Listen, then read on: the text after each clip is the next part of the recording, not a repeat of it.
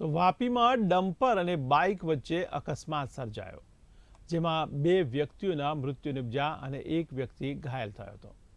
ત્યારે મળતી માહિતી મુજબ રવિવાર સાંજના લગભગ 6 વાગે રાષ્ટ્રીય રાજમાર્ગ 48 પર દમણગંગા મુક્તિધામ સામે એક માર્ગ અકસ્માત થયો હતો, જેમાં 2 લોકોના ઘટના સ્થળે જ કરુણ મોત થયા હતા, જ્યારે 1 વ્યક્તિ ઇજાગ્રસ્ત થયો હતો.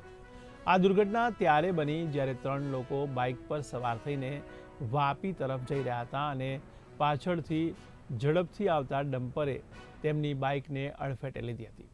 ત્યારે ઘટનાની જાણ થતાં જ સ્થાનિક લોકોએ 108 એમ્બ્યુલન્સને ફોન કર્યો હતો. જોકે તબીબી ટીમે બંને યુવકોને મૃત જાહેર કર્યા હતા. ત્યારબાદ વાપી ઉદ્યોગનગર પોલીસને જાણ કરવામાં આવી, ત્યારે પોલીસે પણ ઘટના સ્થળે પહોંચી મૃતદેહોને પોસ્ટમોર્ટમ માટે નજીકની હોસ્પિટલમાં મોકલ્યા હતા. ત્યારે પોલીસે કેસ દાખલ કરીને ડમ્પર ડ્રાઈવરને શોધવાની પ્રક્રિયા શરૂ કરી છે, જે ઘટના પછી સ્થળ પરથી ફરાર થઈ ગયો છે. જોકે પોલીસ પાસે ડમ્પરના રજિસ્ટ્રેશન નંબરની માહિતી છે, પરંતુ ડ્રાઈવરનું નામ હજી સુધી જાણી શકાયું નથી. ત્યારે આ દુઃખદ ઘટનાને કારણે આ વિસ્તારમાં પણ શોકની લાગણી છવાઈ છે. ત્યારે સ્થાનિક લોકો આવી દુર્ઘટનાઓ પર કાબૂ મેળવવા અને જવાબદાર લોકો સામે કડક કાર્યવાહી કરવાની માંગ કરી રહ્યા છે.